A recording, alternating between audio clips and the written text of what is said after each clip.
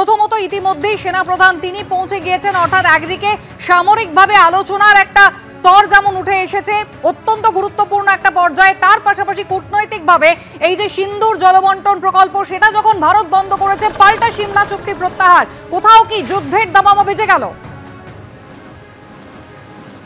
ভারত এখন সিদ্ধান্ত নিয়েছে যে পাকিস্তানকে একটা যোগ্য জবাব দেবে।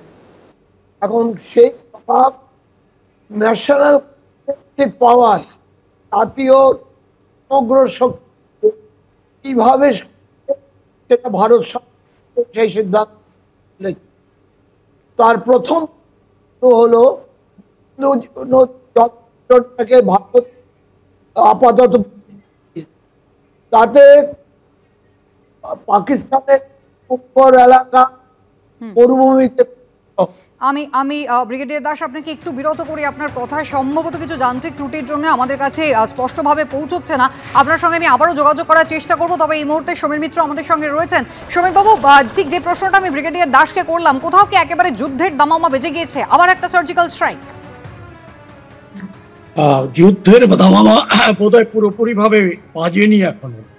কারণটা হচ্ছে এই যে মহড়াটা করা হচ্ছে, এটা হচ্ছে it is sort of psychological warfare, যে আমরা অলরেডি তোমাদের বিরুদ্ধে অ্যাকশন নেওয়ার জন্য প্রস্তুত হয়েছি, যদি তোমরা চাও আমরা সেটা করব।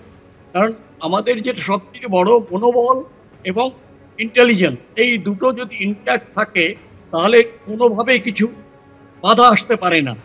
আমরা বহু আগে থেকেই জানতাম যদি পরবর্তী কোনো যুদ্ধ হয় it will be only in Rajasthan, কারণ আর্মার্ড কার রেডি দিয়ে এই যেটা যুদ্ধটা হবে, যেটা কি আজকাল সেই 8 তারিখ সেই দিনটা এখন আর নেই, এখন হচ্ছে armoured car on the land এখানে আমরা দেখতে পাচ্ছি।